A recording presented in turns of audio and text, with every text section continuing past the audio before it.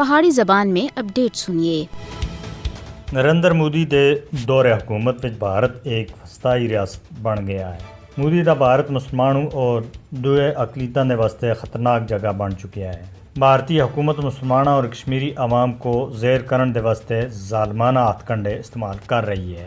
RSS دی حمایت والی مودی حکومت ہندوتوا ایجنڈے کو تسلیم نہ کرنے والیاں کو بے رحمی دے نال دبا رہی ہے۔ ادھر تک کہ بھارتی عدالتاں بھی ہندو انتہا پسنداں دے حق وچ فیصلے دے رہی ہے۔ مودی حکومت اختلاف رائے دا اظہار کرنے والیاں کو ڈرانے دے واسطے اپنی بدنام زمانہ تحقیقاتی ایجنسی اور قوانین دا غلط اور بے جا استعمال کر رہی ہے۔ تازہ ترین اسلام مخالف اقدام دے طور دے اتے مودی حکومت سن بھارت وچ مسلم تنظیم پاپولر فرنٹ آف انڈیا اور اس دے دفاتر دے اتے سخت اور ظالمانہ قانون UAPA دے تحت پابندی عائد کر دیتی ہے۔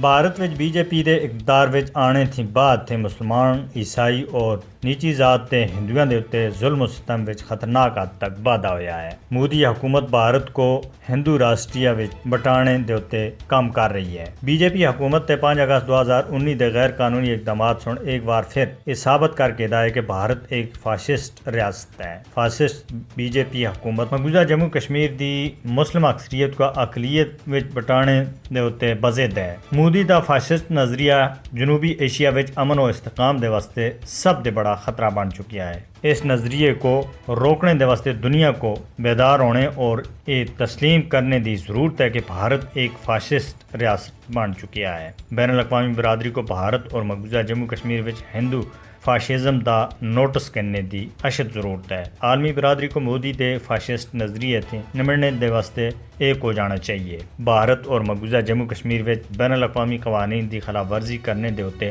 بھارت کو کٹہرے وچ کھڑا کرنا چاہیے۔